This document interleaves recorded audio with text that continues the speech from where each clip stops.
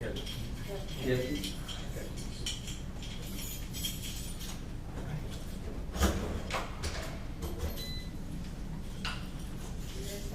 That's thinking ahead. You know, I apologize, I just started used to the elbow, so that's what made it stop. What? That's fine. All right, we'll take it from here. Oh.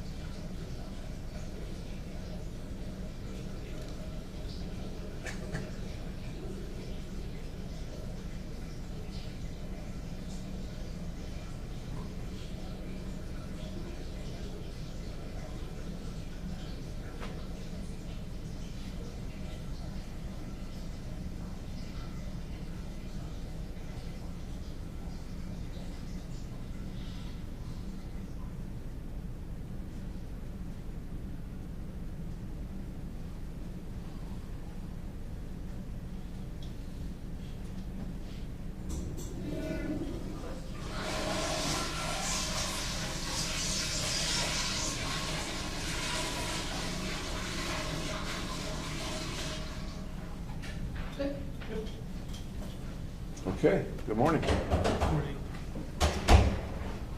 All the way again. That's all right. You've already had a busy morning. Have a seat. Yeah. Let's see if we got some juice for you here. There we go. Well, you've already seen Dr. Gray this morning for some more testing, right? Yep. That went okay or no? How'd it go? Fairly well. Fairly well. Okay. Any questions or anything about the things that we've talked about so far, or anything that you want to add to what we've talked about in the last couple of days? Nope. Okay. I'm going to ask you a strange thing now. I'm going to ask if you see any differences between the way I'm dressed today and the way I was dressed yesterday. Same bow tie, same jacket. Got some sort of pin on the. Okay. Was the pin there yesterday as well? Oh, you had cowboy boots yesterday. Okay. Yeah, the pin was there yesterday, I think. Okay. Any other differences? Or any differences, I guess? You mentioned the cowboy boots are not here today. That's about it. Okay. All righty.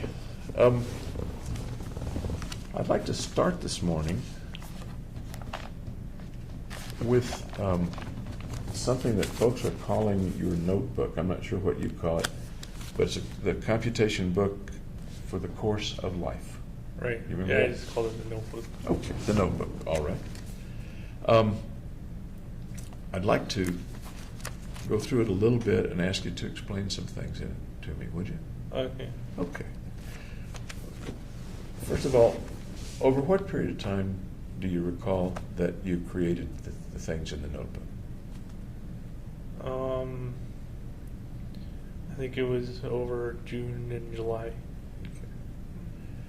So you started it about June of 2012, Right. within a couple of months of the shootings, or less than a couple of months of the Yeah, shootings. within 2 months. Okay. Can you tell me why you created the notebook? Do you remember? If you remember. To educate the psychiatrist, Fenton, so something like this wouldn't happen again. Was there any other purpose to creating the notebook besides educating the psychiatrist? Well, if I died, it would have kind of told my story. Okay. You're not saying, and I'll ask you if it's true, you're not saying that you did it for a personal reason, that as one might write a diary or a journal, just to kind of get things out or for something inside you. Is that accurate? No, I think it was some, because I have trouble communicating very clearly, so I kind of wrote it down as a way to get it out. As a way to get it out. From the beginning, did you assume or intend that other people would see it? I intended my psychiatrist to see it. Okay.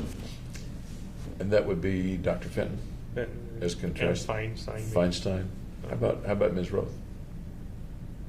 She was only doing the introductory interview, so no. Yeah. She just did the one Yeah. screening session or evaluation. So. What did you think that Dr. Fenton or Dr. Feinstein would think about it or perceive from your notebook?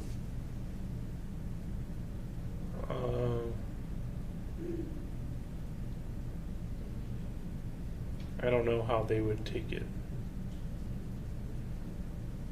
Did you have any thoughts at that time about how they might take it or what they might think or feel as they got it and read it? No, I didn't put myself in their shoes. Okay. Looking back now, how do you think they might have taken it or perceived it? They might have perceived it as useful diagnostic tool or something. Anything else?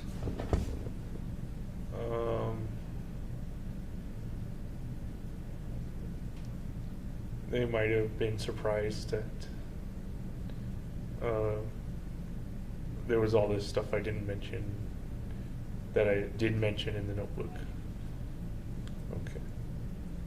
Such as? The whole human capital kind of explanation of it. Okay. And you go into that in some detail in the notebook. Right.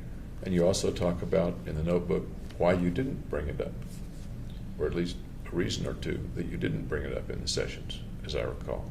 I don't remember. Okay. Do you think Dr. Fenton cared about you when you were in treatment with her? Yes, but not very much.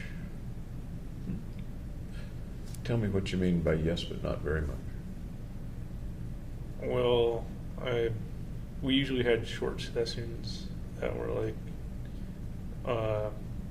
5, 10, 15 minutes long when we had a whole hour reserved for the appointment. I didn't realize that. Tell me more about that. The sessions were shorter than scheduled or shorter than you thought were scheduled? Shorter than, yeah. Tell me more about how much time in the particular sessions do you remember spending? I remember most of them were very brief. There wasn't much psychoanalysis or anything. I'm sorry? There wasn't much psychoanalysis. Okay. It was mostly, how are you feeling with the drugs? Is there anything we need to change with the medication type of thing? And when you say brief, if you remember, what does that translate to roughly in minutes? 10 minutes. Okay. Were there any sessions that were much longer than that you recall?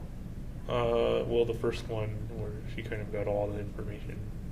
Okay. And the ones with Feinstein were longer than the ones with her alone. Okay. So that's one part, at least, to your comment. She cared, but maybe not too much, or I don't remember your exact words. Anything else about how much she cared or didn't care so far as you could see at that time? I think she was paying attention and doing her best. Paying attention, doing her best. Is that what you said? Yeah, in treatment. Okay. Once again, I'm a little deaf. Oh.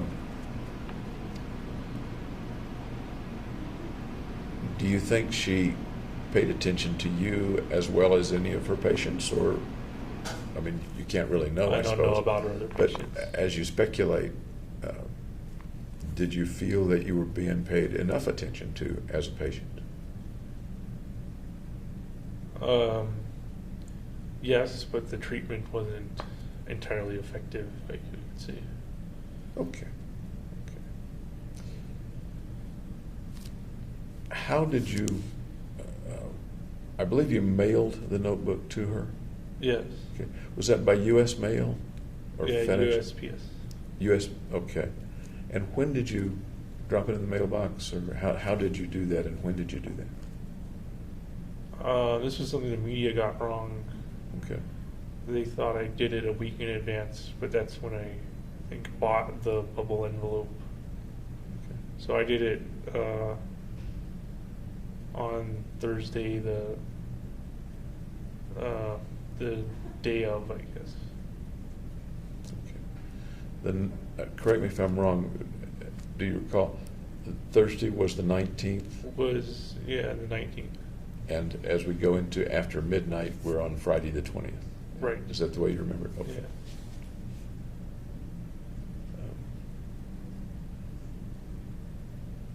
You think she got it? It got intercepted, and then like they put it through all these bomb testing and that kind of thing. How do you know that? Testimonials of the bomb experts and everything. Okay. Thanks.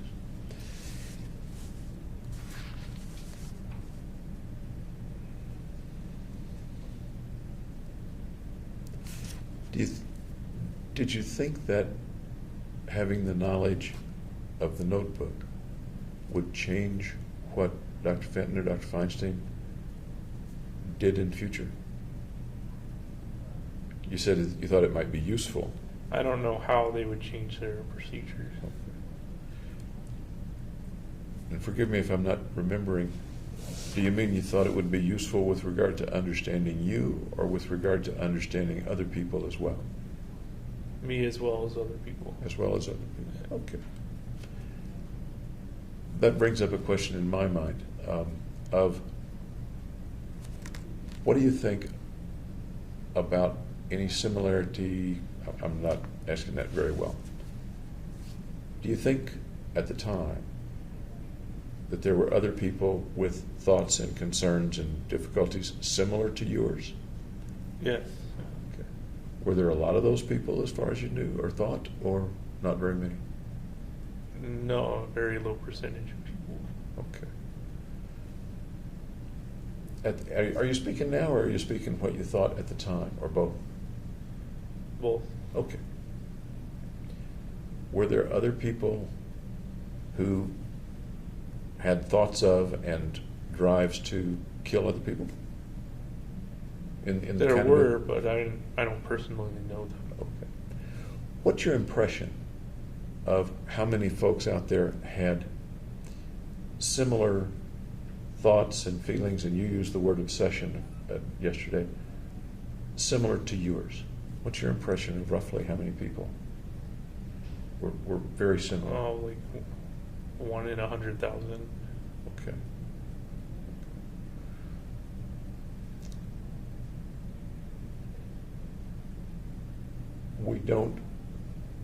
We see a few people who kill lots of other people. Is there a reason you think that we don't see more of that then? 1 in 100,000 would mean there are roughly 10 in the Denver area. A good law enforcement agency can stop most of them happening. That leads me to ask, how is it that they didn't stop you? I didn't fully reveal my plans, my full plans. Okay. Thank you. Let me turn to the book itself now, okay? Okay. I'm going to go through some of the pages and kind of show them to you. One of the things I'm real interested in is the symbol, this symbol. Right. You have it on the wall of your cell, Yeah. and I see it in other places in the notebook, etc. Can you tell me about the symbol? It's a symbol I call the ultraception, and it's just that any problem can be solved with death. Okay. I'll hold it up a little bit so the camera sees it. Ultraception. Any problem can be solved with death. Are there parts of the symbol that illustrate some of that principle or some of that thought? Well, it's constructed from a 0, 1, and infinity overlapping. Okay. And it's kind of anthropomorphic. It's just kind of like a face. I have not noticed that, but it is sort of like a face. What do you see in the face? I'm curious. That just kind of personifies it and gives it like human characteristics, so it's applicable to humans. Okay. So, all humans, or is there some kind of human in that face? Some kind of person? Abnormal human. An abnormal person? Yeah. You? Like a mentally ill person. Can you say more about that? And does that have a relationship to the concept of ultraception? No, there's not much more to say. Okay. So the circle is actually a 0. Yeah. Okay. In the one that's on the wall of your cell, there's a little shading at the edges and a little peripheral stuff. Is that relevant to the symbol, or is that just decoration of the central symbol? That's kind of like a frame. Okay. Thank you.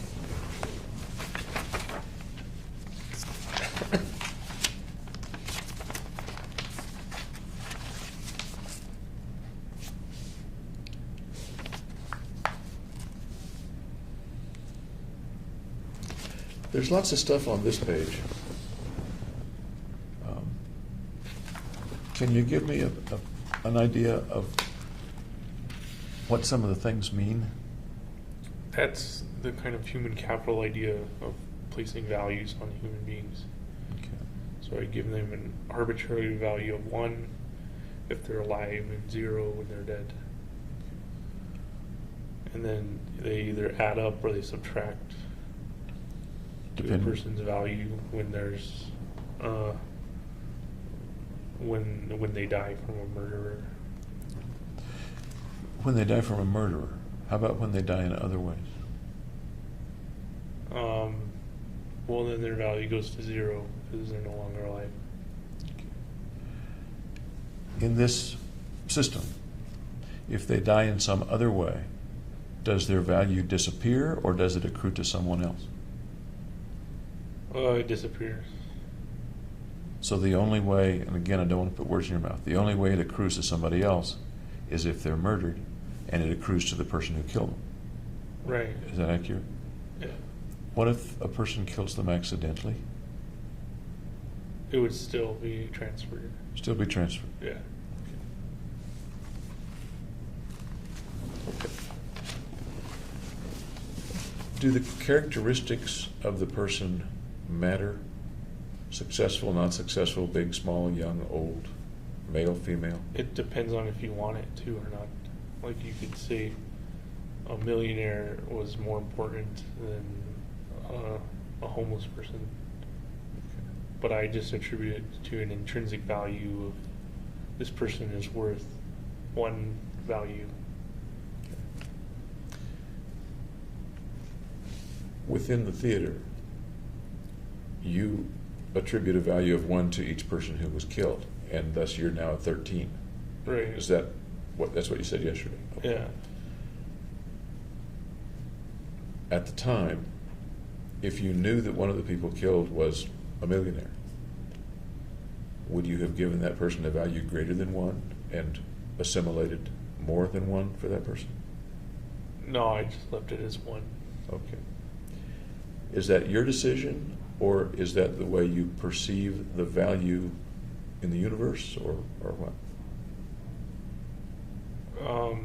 It's just the way I imagined it. Okay. You use the word imagine.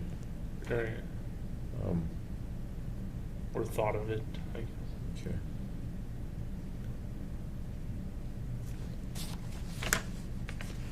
Any difference between the value of men and women? No. Do you happen to know how many men were killed, how many women were killed? No, I don't know. I'm sorry? I don't know the ratios. Did you make any attempt to shoot certain kinds of people, men, women, big, small? No, just people in the theater. Okay.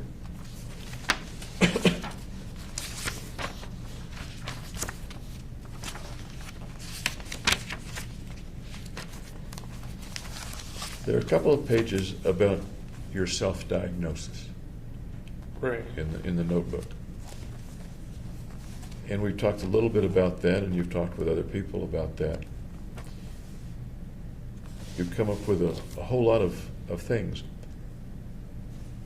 Where mostly did you get the diagnoses, the names, and the criteria for making those diagnoses in yourself?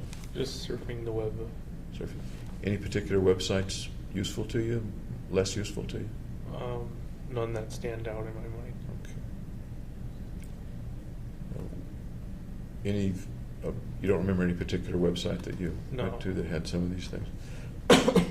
Did they tend to be scientific websites or websites with great credibility, or was it just kind of a Google search? Yeah, it's just Google search. Okay. Tell me about dysphoric mania. That comes up a lot in your discussion of yourself. I thought I had dysphoric mania, so I thought I was going manic sometimes and then depressed other times. Okay.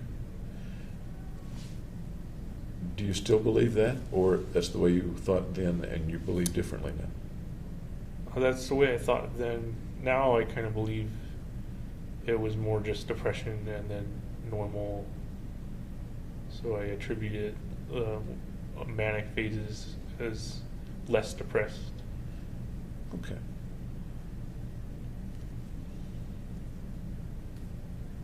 You mentioned anxiety disorders. You mentioned chronic PTSD, post-traumatic stress disorder. How would that apply to you? Yeah, I don't know of an event that would have caused that. I just meant it as stress. Okay. And you talk about Asperger's syndrome and autism-like things. Can you tell me what you were thinking about back then about Asperger and autism syndromes?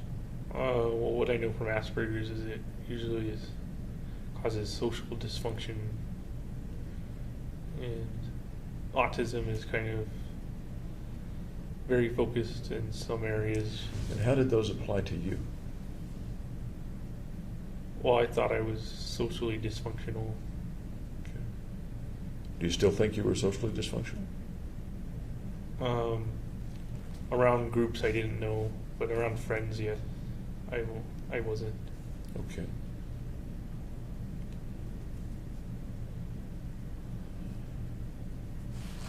You mentioned ADHD, attention deficit hyperactivity disorder. How might that have applied to you as you were thinking 26 months ago, 25 months ago? Just that I couldn't get my mind to concentrate as well as I usually could. I think you mentioned here in the notebook that you couldn't focus for more than 15 minutes. Do you recall that? No, I don't, but it sounds like something I would write. Okay.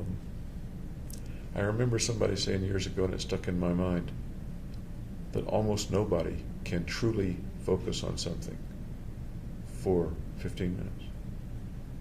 Is that true? Okay. It stuck in my mind anyway, that really concentrating hard on something is a matter of a few minutes for the best of us. Okay, so maybe I didn't have ADHD. Okay. Schizophrenia, how might that have applied to you as you were thinking 25 months ago? Well, I was paranoid, and then I kind of thought somebody was following me, or the FBI was on to me. We talked about that a little bit, but not in detail. Can you tell me what you saw or heard or thought you saw or heard back in May, June, July of 2012 that made you think you were being followed? Well, it just said I would see more police cars than I was used to. Okay. And in your mind then, what did that translate to you? Can you go into a little more detail about how you were thinking then? That maybe they knew what I was doing. And how might they have known what you were doing?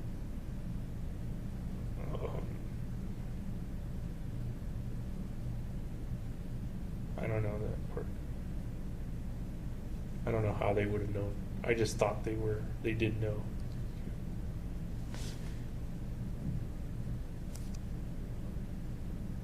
Why do you suppose somebody doing what you were doing at that time might develop a thought that somebody knows, somebody's watching, somebody is surveilling me while I do this? I think it's to be more careful of not getting caught. Not getting caught. Right. Any other reason that a person might have those thoughts of somebody knows? Got to be careful. The cops know somehow. If it was delusional, maybe. What do you mean by delusional? Not based on reality. Okay. Anything else that defines delusional for you as you were thinking then? No. Okay. One of the things that comes to my mind is that people who are doing something and feeling guilty about it at some level, conscious, unconscious, often have the thought that someone else knows or think a lot about somebody knowing or figuring it out or knowing what I'm doing because what I'm doing is wrong. Does that ring a bell at all with the way you thought back then? No, rightness and wrongness did come into play. Okay. How about now, looking back, do you think that the thought that the cops know and there are more police cars than usual, you think that might have had to do with some feeling that you were doing something wrong, looking back on it? Could be. Is there anything else in the could be? No. Okay. Body dysmorphic disorder. Tell me about body dysmorphic disorder. Oh, I wasn't happy that I had poor vision and bad sinuses.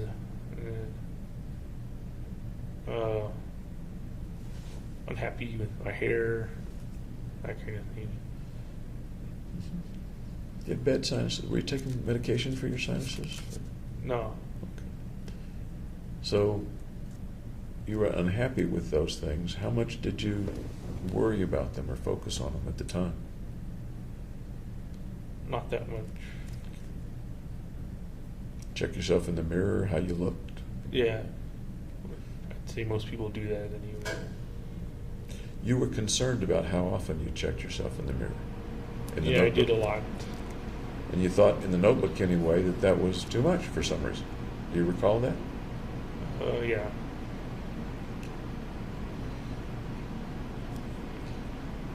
Then you've got a whole list of personality disorders: borderline, narcissistic, anxious, avoidant, obsessive compulsive, and chronic insomnia.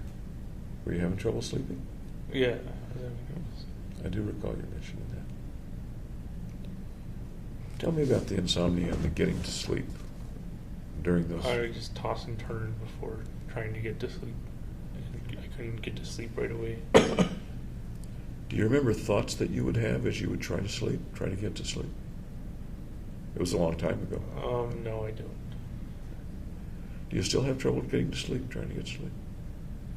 Well, I sleep so much now that I usually stay awake, kind of restless at night.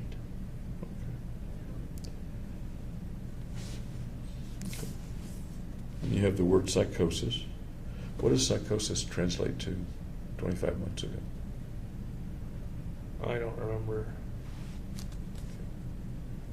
Really? Yeah.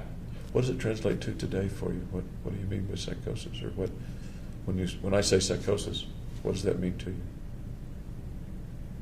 I don't have a definition of it. A rough definition? Psychotic in some way. What does psychotic mean? Abnormal. Anything else besides just abnormal? Delusional. Okay. And you already said delusions had to do with believing things that weren't true. Is that pretty much what you said? Believing things that didn't have a basis in reality. Okay. Trichotillomania. Yeah, hair pulling. I had that. I still have that. When did you first start, that you recall, pulling out your hair, what you think is more than average? Early high school. Okay. And how much hair pulling did you do? I don't know how to quantify it. Just enough not to be noticed, but not too much. Okay. At what point does that turn into trichotillomania, so far as you know? How much hair pulling do you have to do to be... Like every day, basically. Okay. Adjustment disorder, pain disorder. Pain. What sort of pain, may I ask? I don't remember. Physical pain, emotional pain? I don't remember even that much. Okay. Restless leg syndrome. Yeah, I have that. What was that like? That was part of the trouble getting to sleep. My legs were kind of... Can you describe that?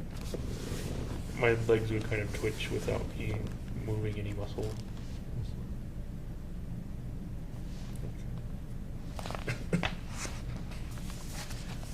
Looking back on it, do you think those were realistic potential diagnoses? Or do you think it was overkill or underkill? I don't know what that sound was. Medical emergency, Edward 2. Medical emergency, Edward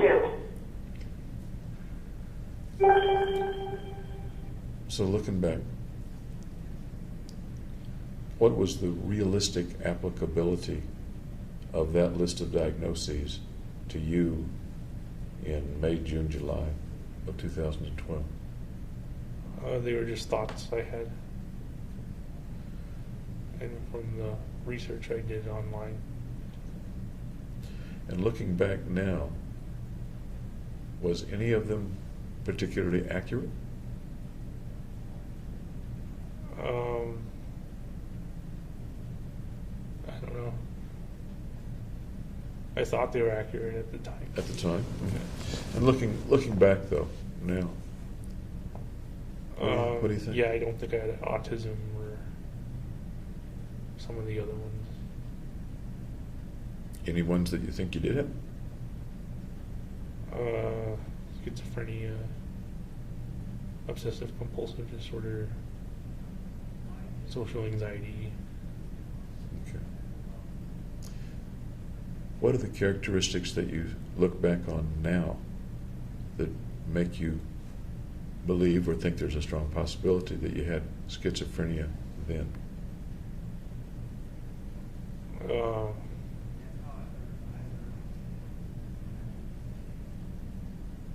I don't know how to answer that. And maybe it was a confusing question. Looking back with what you know now, and you said that there's a fair potential that you had schizophrenia.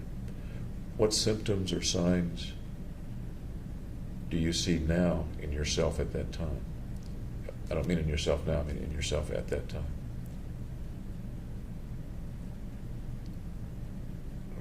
Just kind of delusions of grandeur, a bit of paranoia. You mentioned the paranoia before. And how about the delusions of grandeur? What do you mean by that? And can you explain that to me in Well, terms of the way you work? That I could be worth more by doing it. Okay. You still have that thought? You said yesterday. Do you still have that thought? Yeah. Okay. Is it stronger or less strong or about the same now It's pretty much the same. as you recall it being back then? Okay. Yeah. Any other things that make you think that you had schizophrenia at the time? I was seeing weird shadows. Tell me about that. Well, I'd be in lab and there'd be like a flickering in my peripheral vision, and then there'd be like shadows moving with nothing causing them. Hmm.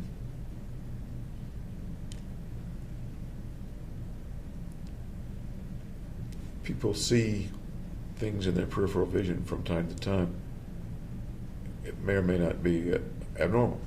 So can you describe to me a little bit more about it and why you believed it was abnormal at the time? It's just that nothing I saw that could have caused those shadows to move made them move. And that was in my frontal vision after I turned to see what the flickering was, kind of thing. I'm So not I sure could I- actually see shadows in front of me that were kind of dancing. Straight on rather than in the peripheral once you turned your head. Right. Tell me more about that. What did that look like? Usually it looked like just the shape of a person, and maybe they were like jungling or doing something. I'm sorry, like what? Juggling. Juggling. Yeah. Any thought about what that might have meant? No. Or what the figure might have been or represented? I don't think there's any rhyme or reason to it. At the time, did you try to interpret the vision or figure out what it was? Vision wasn't your term, that was my term, I guess. Did you try to interpret the shadow or the shape? I tried to make sense of it, but there was nothing. What came to mind as you tried to make sense? In what way did you try to make sense of it? I was trying to figure out why it was there. What possibilities did you come up with? That I was seeing things, or that something was making it. So one possibility is you were seeing things, and one possibility is that something, really was there. It was there Yeah. for some reason. What things might have put it there? In what? How might it have been real? I guess I'm asking. What are those possibilities? I don't understand. If you weren't seeing things, Right. what was it? What was creating it? See, I didn't notice anything that was creating it. Did you have any thoughts about what might have been creating it? No. Okay. Do you remember the first time you ever saw shadows like that? That was the first thing. Working in labs while you were in grad school? Yeah. Okay. You remember roughly whether it was close to or what month it was, or what class it was? It was my third rotation. So it would have been in. So before I started buying the weapons and then overlapping it. Okay. Thank you for kind of locating that. Earlier in college, when you were living at home, in high school, things like that ever happened to you? No. Once it started happening, did it get more frequent or less frequent? No, it was relatively infrequent. Relatively infrequent. Did the experiences become more vivid or less vivid when they happened, or stay the same? They stayed the same. Okay. When you said infrequent, roughly how many times did it happen? Before I was in jail, Mm-hmm. Yes. maybe once a week. Okay. How about after you were in jail? Maybe 2 or 3 times a week. in a similar fashion or in a different fashion? Similar fashion. When you saw these things before you were in jail, what was your reaction to them?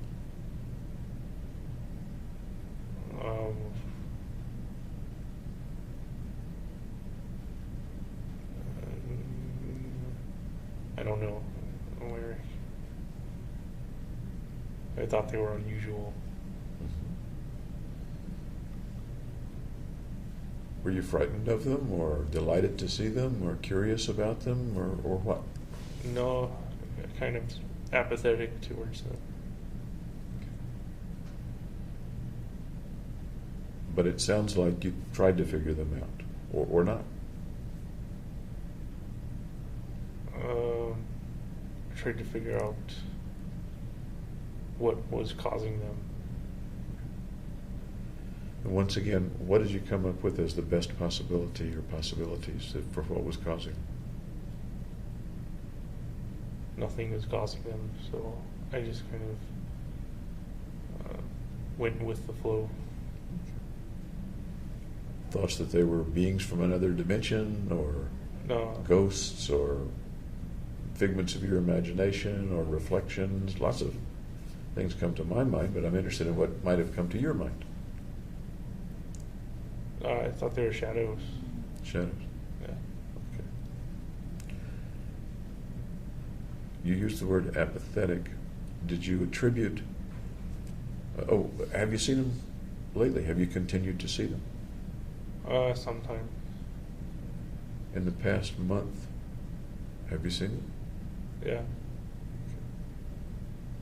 In a similar fashion to 2 years ago? Yeah. Do you recall what you were doing the last time you saw them? Staring at a wall or ceiling. They're gonna form on flat surfaces. Did they tend to form on flat surfaces earlier as well? No, then it was on any surface. Okay. Is it distressing to you to see them? No. It doesn't bother me.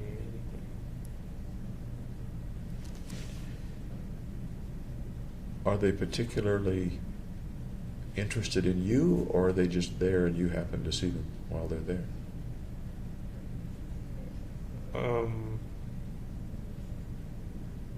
I don't know how a shadow could be interested in me, so I guess they're just there and doing their own thing. Are they doing anything malevolent or dangerous to you? Not Or to me, no. How about to anyone else, as far as you can tell, or as far as you Just feel? to other shadows. To other shadows. Tell me how that works, can you, or what the thought is about that they may be dangerous to other shadows.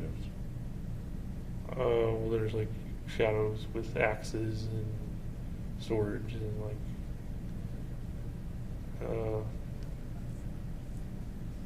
guns. And they can be destroying other shadows. And do you see the shadows with swords and guns and axes as you see them? With shadow swords. I'm sorry? With shadow swords and axes. Okay. So, You seem to be describing a two-dimensional phenomenon rather than a three-dimensional phenomenon. right, it's two-dimensional.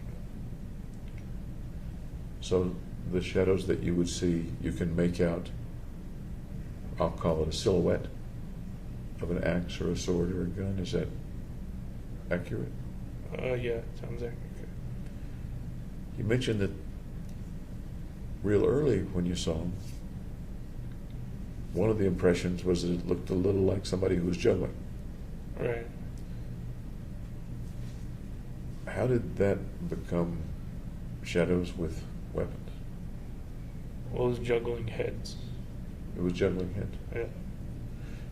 Did you perceive that when you first saw it back in early 2012? That it was juggling heads? Yeah, it was the same. That seems frightening to me. It wasn't frightening to you? Well, they're all shadows, so they can't do anything to you. What might be throwing the shadow? You know what I mean? That's what I kind of wanted to figure out, but there was nothing making the shadow. It was just kind of like kind of static points. How long would they stick around once you saw them in your, correct me if I'm wrong, saw them in the peripheral vision, turned your head and saw them full on?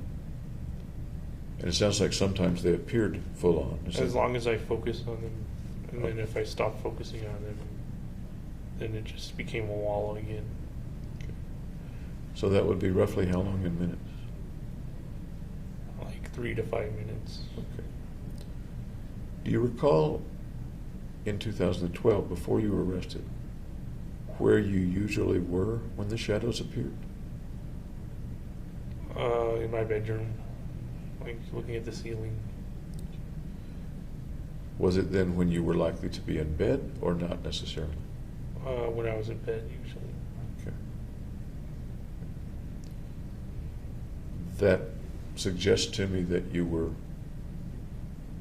going to sleep or trying to go to sleep or waking up or perhaps even asleep and dreaming at that time. Does that make sense or is that not accurate? When I was restless, trying to get to sleep. Okay. Were the lights on or off? They were off. After you were arrested and up to the present time, you described seeing them on a wall rather than the ceiling. Were you not in bed or not trying to sleep? In jail, are you talking about? Yeah. I could see them on either wall or ceiling. So you could be sitting up, perfectly alert, and a shadow might appear. Yeah. Can they appear when you bid them to appear? Yeah. Do you sometimes bid them to appear? If I'm particularly bored, yeah. Okay. I'm going to wait for that refrigerator sound to go away so I can hear you a little better.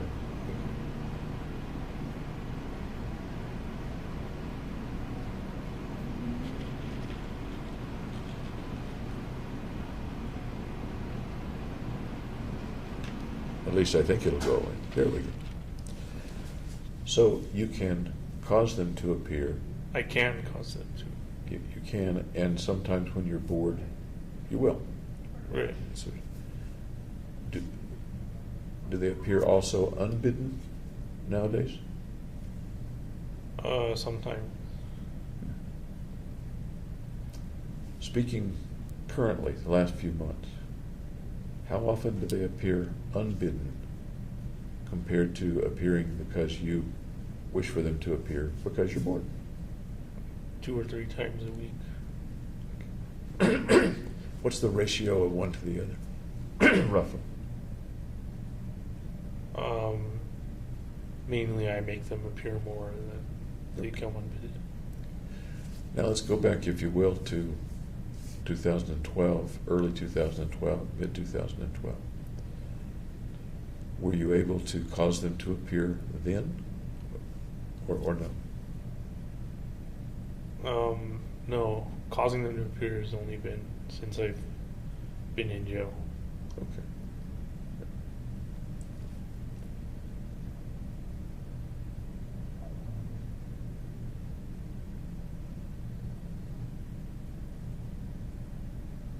Once again, speaking today, I guess, where do you think they come from? My own mind. Okay. Sounds like a creative part of your mind. Sounds useful, actually. When you're bored, you bring them in. Does that make sense? It Yeah. sounds useful sometimes. Yeah. As you bring them into being, do they always have weapons and axes and guns and swords? Or sometimes do they have other things? Sometimes it's just their body, and it's like breaking apart. Breaking apart. Yeah, like hands flying off or something. Are there ever other things that they do or carry? They spin around. Kind of. I'm sorry, They spin around. Spin around. sometimes. Excuse me. Do they ever do more entertaining things than? No. Okay. The things you've described them as doing or characteristics have all been having to do with violence in general, I guess. Hands flying off, swords, guns. Do they ever appear more benign, if you will? Not really, no. Okay. Anything else about them that I should know or that you want to tell me about? No. Okay, thank you.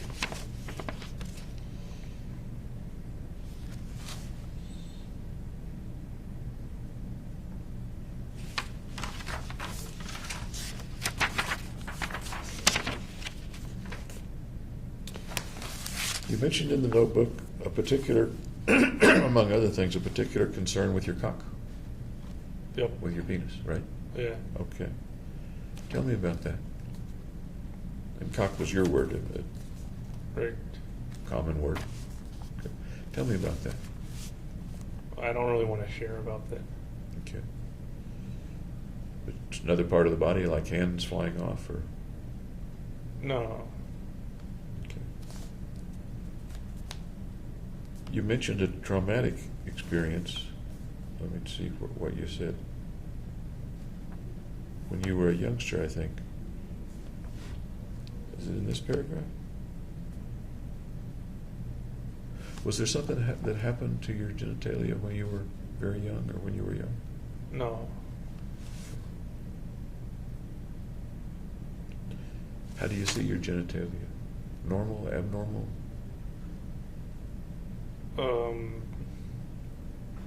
Small, I guess.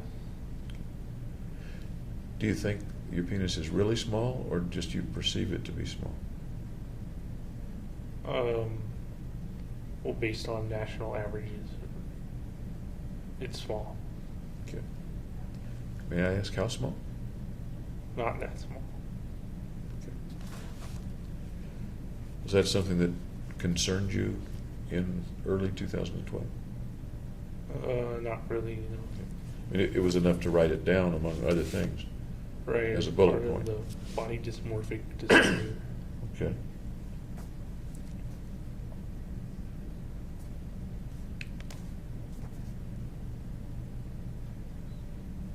A slab of skin was torn away. How did that happen? I don't remember. Really? You don't remember how it happened? Most guys remember when they have an injury to the penis. What happened? I don't want to talk about it. Okay. Did it involve someone else who hurt you or not? No. Okay.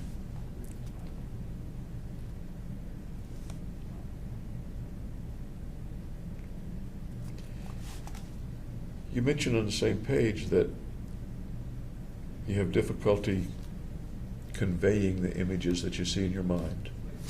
And you and I have experienced that here. Yeah. You've pictured something and it's sometimes hard for you to describe the image or the video, as I sometimes call it. And you say it would be nice if there was some form of telepathy to transfer the images. Right, to just speak through an image instead of having to use words. Did you ever figure out how to do that?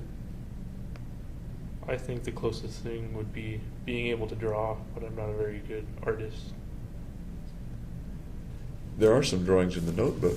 Do you draw other times, or are there other things that you draw? No, I don't draw very much at all. Okay. I don't recall being supplied with any drawings from you in the jail over the last couple of years. Is that accurate? Or? Oh, Yeah. I drew like a couple of pictures, but that's about it. Where are those pictures? They're in my jail bucket. Okay, in the bucket. You don't have them up on the wall? No. You do have some other pictures up on the wall. You've got two wall places in your blue cell. squares to put Two blue pictures on. squares. Yeah. And one of them has pictures of lots of pretty women. Mainly because those are the pictures I received in the mail early on. Have you put up any new ones lately, or are those all from early on? All my mail's been confiscated by lawyers. So I haven't gotten mail from supporters in like a year and a half. Okay. And you've kept the pictures up on the wall, or have you taken some of them down? Or? I just leave them up there. Okay. Any particular reason, or just decoration, or what? Something besides the monotony of a white wall. Makes sense to me. Oh. Makes sense to me. What was your feeling, or what were your thoughts when you got that supportive mail, a lot of it having pictures enclosed, in the first few weeks or months that you were in jail? I thought it was very kind of people to send their support. Okay. Some of that mail was religious in nature, wanting to, the support was a religious support in nature, wanting you to believe in God in some way, as I recall. I've seen a little bit of People it. would send Bible passages, that kind of thing. And did you appreciate that as well, or I still thought it was a nice thing to do. a nice thing to do? Yeah. Okay.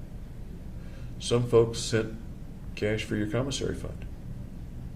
Yep, Okay. That a nice thing to do? I would say so, yeah. On the other square in your cell, there are fewer pictures, but a different kind of picture.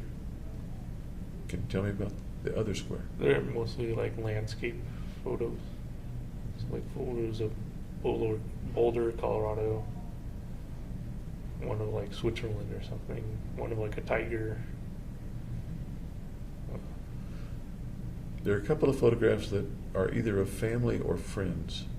Do you recall what those photographs I are? have one photograph of my family up there. Yeah.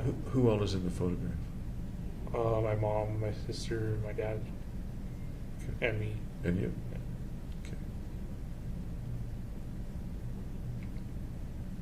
Any photographs of friends from before you were arrested? Nope.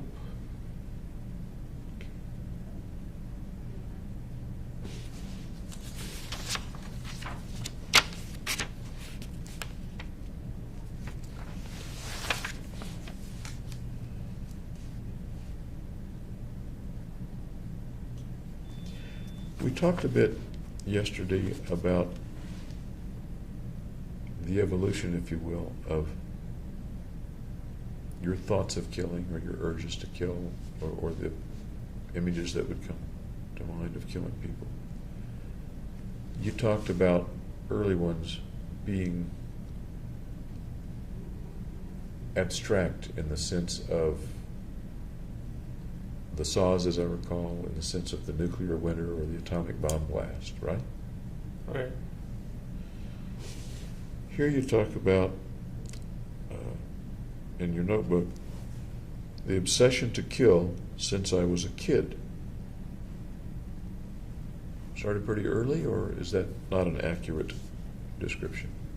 Not the imaging. I'm sorry, what? Just having an obsession to kill was when I was a kid. I didn't necessarily have the imaging. Tell me what you remember about that obsession to kill when you were a kid. We're talking about, I suppose, 10, or what age are we talking about?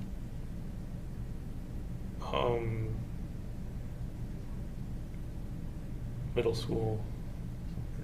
Tell me about that obsession to kill and what it was like, what you were thinking at the time. I don't remember what the obsession was exactly. Any speculation about what it might have been like?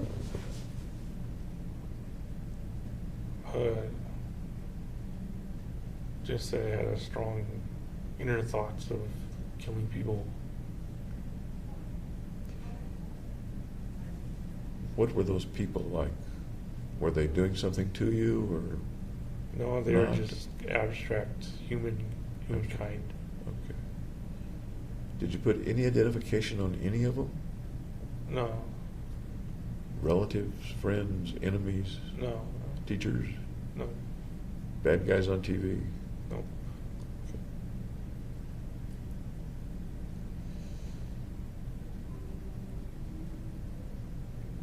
Did you ever act out any of that in some way, drawing stuff or with your toys, playing cowboys and Indians? I'm not talking about actually killing people, but did that ever come out in any kind of, I'll call it symbolic behavior, or something to get it out of you? No, No drawings of killings and things like that you can recall? no, Did you like to draw when you were a kid? no. Okay. Anybody like Mel ever ask you to draw stuff? Counselors sometimes No, I ask. don't think he did. Okay. Counselors sometimes ask kids to draw things.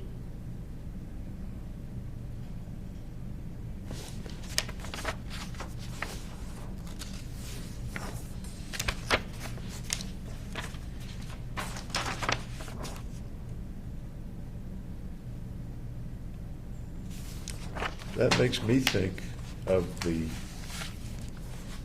concept of hating people or hating mankind. Was there a juxtaposition of that as well when you were in middle school? Yeah, I didn't like mankind particularly. Didn't like mankind as broccoli, as we were talking about, or didn't like them and wanted to kill them? Wanting to kill them. So there wasn't any hate, but still wanted to kill them. As you look back, you wanted to kill them, but it wasn't any hate. What's the context then of killing them? What do you mean the context? The purpose or the reason or the feeling, or It just popped up. There wasn't any.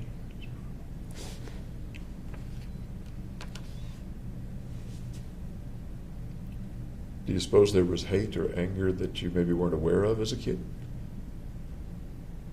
No, because I didn't really have anything to be angry at. Most kids are angry at something. For one thing, you can't do grown-up things. Most kids want to do grown-up things. I was fine doing kid things. Okay.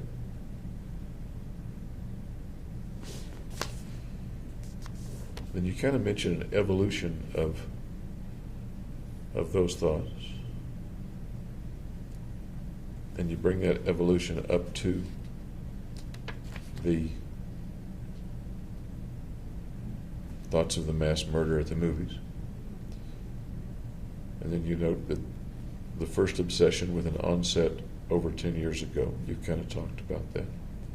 Always been on my mind. And your next couple of sentences are that it's broken. I tried to fix it, meaning your mind. Right. Were there other signs? Did you see the wanting to kill as a sign that your mind was broken, or were there other things that were signs that That your was mind why I figured it was broken. Any other things lead you to think that your mind was broken? Not being able to talk well. Did you know any other kids that couldn't talk well? Nope. Okay.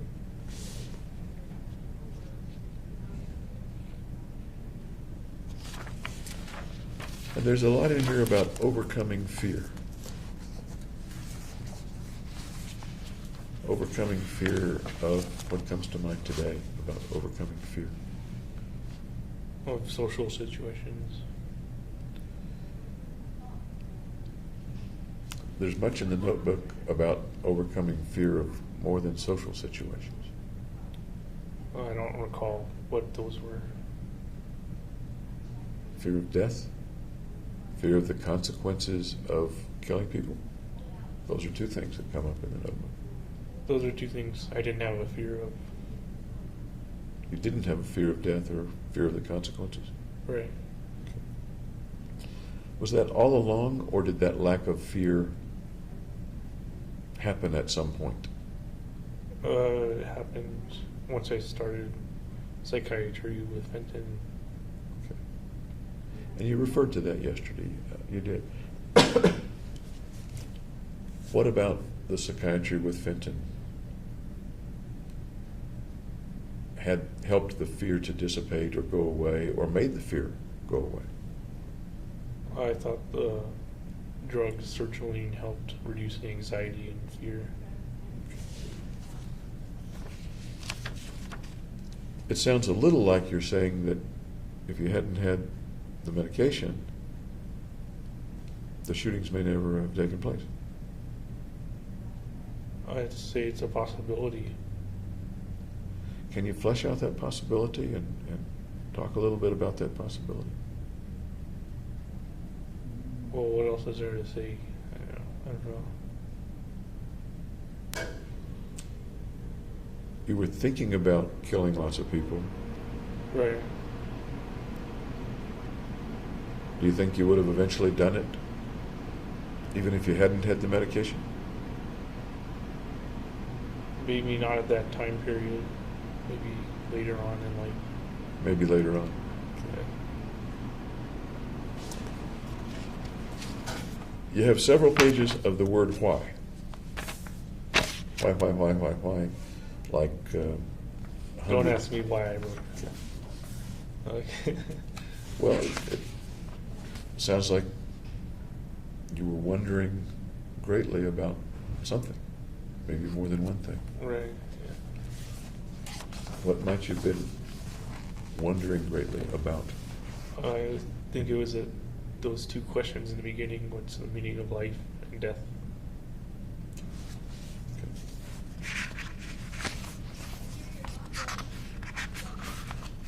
Do you think it's unusual that a person would kind of anguish over the meaning of life and death? I don't think it's unusual. I don't either. Okay. Did it bother you, do you recall it bothering you that you didn't know the meaning of life and death? Yeah, because I wanted to know why. Okay. Can you give me an idea of how much or the depth of how it bothered you? Oh, it's something I mulled over for a long time. Of course, those topics, many people mull them over a lot. How much did that affect your life, not knowing them or mulling them over? Excuse me. Enough that I would put them in the notebook to ask Fenton if I think. That you put them in the notebook that you anticipated the doctors seeing. Am I right? Okay. When you started the notebook, when did you think the doctors would see it? After the shooting.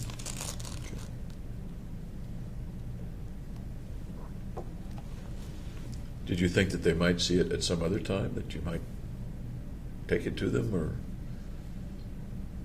No. So correct me if I'm wrong, you're saying that when you started the notebook, the shooting plan was in place and the mailing the notebook to them around that time was within that plan. Is that right? That I planned to have them see the notebook after the shooting. Okay. How did you think they would get the notebook? Were you already thinking of mailing it, or might there have been other ways that Yeah, they they'd get it through the mail. Okay. Because one of the things that you note in here is the 99% certainty of being caught. So mailing it is the way to get it to them, is that? Yeah. That seems like it to me, anyway.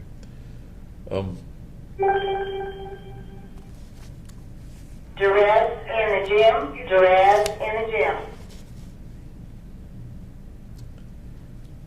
On one of the pages, of the notebook, you're talking about target and method and serial murder and things like that. You I don't know mentioned why I chose mass murder over doing something like a serial killing. Tell me why. Because it was impersonal and it was something I could actually do. And your words in the notebook, and you've put an X beside several possible methods, and then a check mark beside mass murder / spree. Maximum casualties, easily performed with firearms, although primitive in nature. No fear of consequences.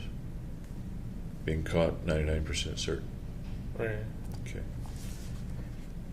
At the top of that page where you talk about the targets, you say the targets are random, and you underline that 3 times. Okay. Okay. You've talked about the impersonalness of the targets. That's basically randomness. Okay. You write beside that, the cruel twists of fate are unkind to the misfortunate.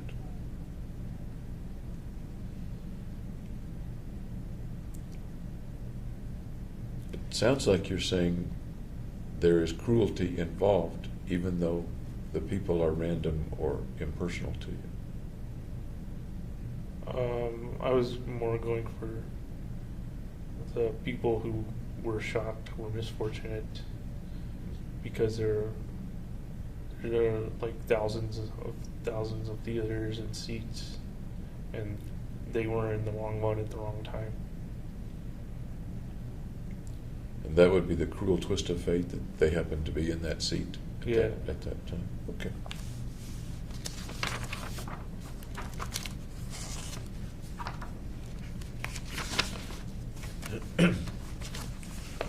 I'm looking now at the page where you have some stuff drawn out, the location of the movie, the police department. You mentioned the ETA response time, about 3 minutes, which I think you mentioned yesterday. And there's some things about the shrinks. Mel, Margaret Roth, Lynn Fenton, Robert Feinstein. We talked a little yesterday about you and the family in the counseling sessions with Mel. It was a long time ago. Right. So maybe things aren't remembered exactly right, I understand. Okay. In this you say that you revealed nothing as to not appear weak amongst the family. I didn't want my family to know that I was sick. Okay. Tell me about not wanting them to know you were sick. Why not? What's in that?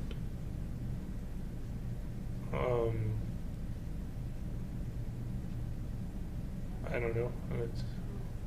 What happens if the family knows you're sick?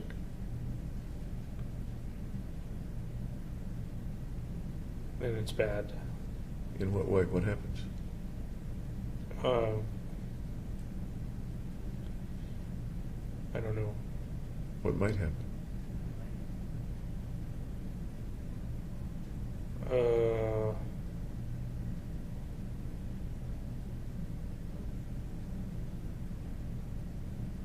I didn't think that through. I think part of you did think that through. Because you did something to prevent it from happening. Right. We vote with your feet. We vote with our feet. So as I'm looking at your behavior and saying something drove that behavior, whether you're able today to put it into words or not, or maybe you weren't able to put it into words back then either. Had your dogs died before or after you went to see Mel? Do you remember? Years before. Years before. What happened to the dogs when they got sick? They got put down.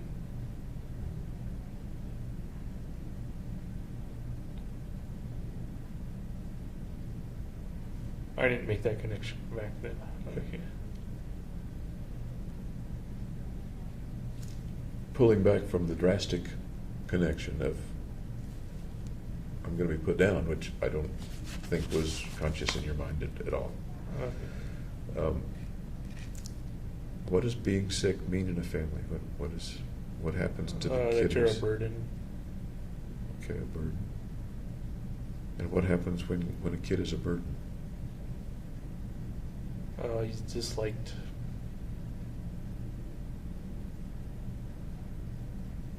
Disliked. Yeah.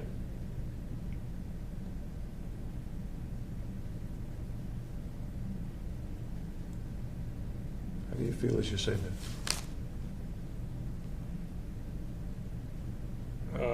Not so great. What do you mean? Tell me more. How do you feel as you say that when you're a burden, you're disliked, and you're a little kid back then? Well, it's something you want to avoid.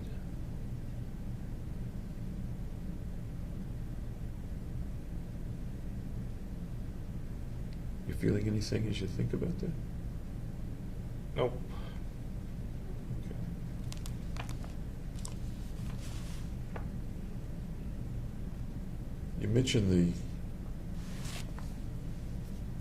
scraping of your wrists with the cardboard. You don't mention the cardboard here, but you use the word parasuicide, another one of those psychobabble words that I try to avoid. But you explained well yesterday what you did in the back of the van with the cardboard. Right. You said yesterday that nobody ever knew about it. I think I said my mom noticed. And in your notebook you say your mom noticed and asked what happened. You said it was a paper cut and she didn't investigate further. So she noticed that there were scratches or abrasions or something, but didn't know the context of those. Is that right? Right. Okay. And you didn't tell her because? It's showing weakness again.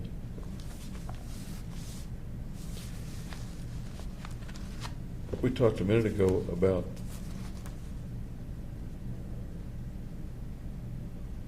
being sick within the family. How about being weak within the family? How does your family treat weakness in little kids? Or better yet, what did the little kid think or feel that the family would do with a weak kid? I guess punish them. What comes to mind? Like spanking or something. Anything else? Nope. Did you ever get spanked much as a kid? Yeah. What was the main way you were disciplined? Spanking.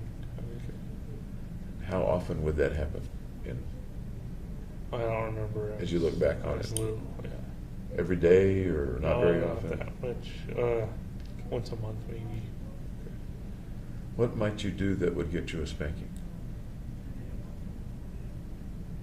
I don't remember what turned me to spanking. Do you remember the worst thing you did that got you a spanking?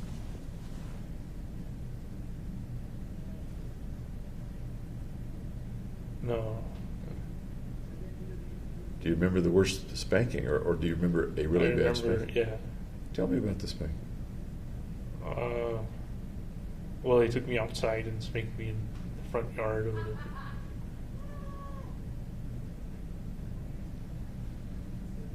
With hand, with switch, belt, Hand.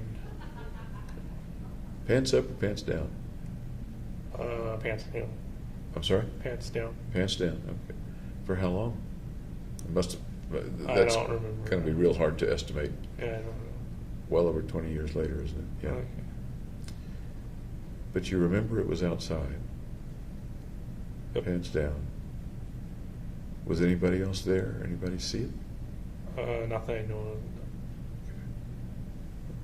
Do you remember what prompted the spanking? Misbehavior. Like what? I don't remember. Okay.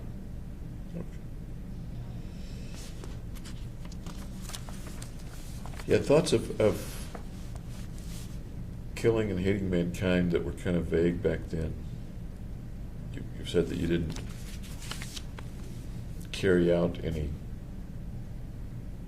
symbolic or representative things of that. You didn't kill anybody when you were a little kid. Did you ever kill animals, insects?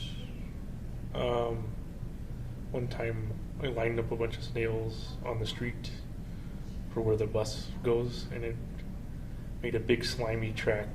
When the bus hit the snails? Yeah. Okay.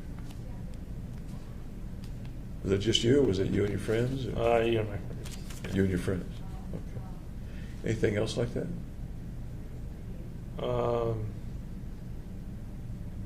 Magnifying glass to ants.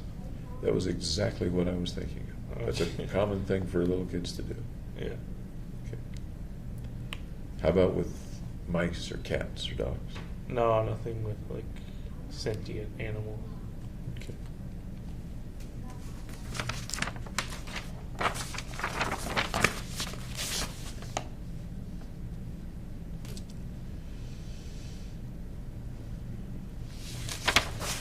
The paragraph in which you talk about your mother noticing the cut on your wrist but not investigating it. The next sentence is clean bill of health. I assume you mean she didn't think anything was wrong. The next sentence is decided to dedicate life to killing others so that I could live. That goes back to the transferring suicidal thoughts to homicidal. Okay. And that was when you were, give or take, 12? Am I remembering that right? 14 maybe. I'm not 14. sure though. Okay.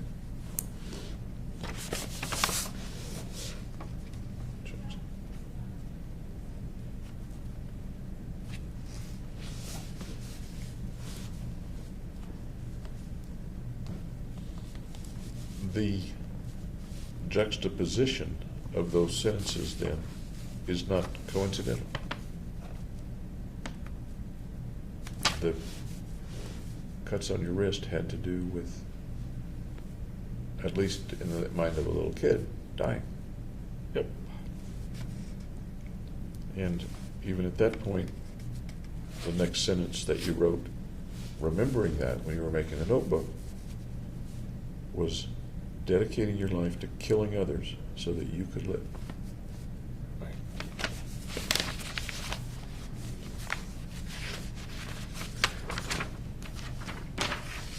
One of the things one thinks about when you think of killing others so that you can live is killing things that are threatening you.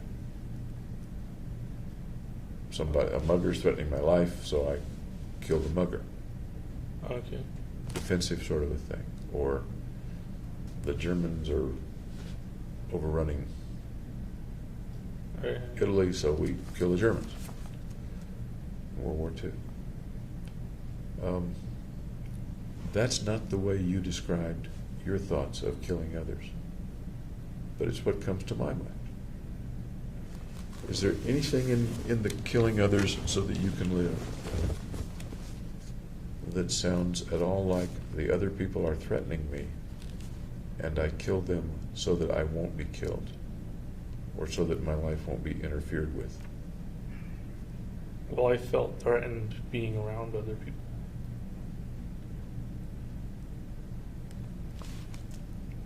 The context that you talked about that the last couple of days has been a social context, socially threatened. Right. Is there other threat that comes to mind right now about any time in your life, really? No physical threats or anything. Okay. People that you need to eliminate so that you can live, or that you need to eliminate so that you can carry on your own life. Right.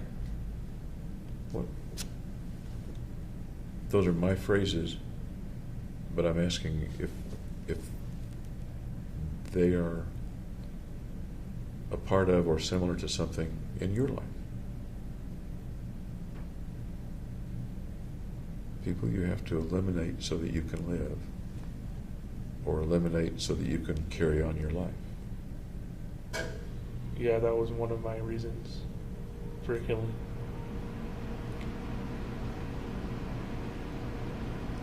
Tell me what the context is that you're thinking of, because I don't want it to be my thoughts and words. I want it to be yours. I don't know how.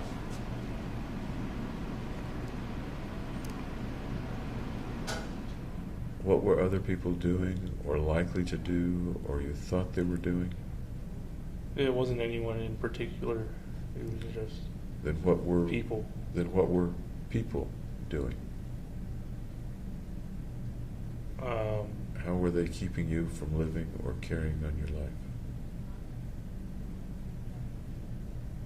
I don't know. You just said there was a piece of that anyway in your thoughts about killing and your reasons for killing. Right. So somewhere in there you know, or somewhere in there there's more hint about it anyway. Can you look for that? Nothing's coming to mind. Let's let that percolate just a minute. People endangering you, people that need eliminating so that you can live or so that you can carry on your life the way you want to. What about it? What do you see in your mind as I say that? I don't see anything. Okay.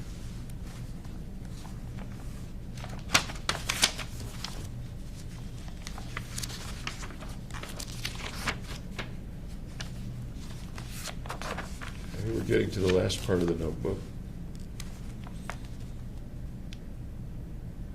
I think you're talking about being with Fenton.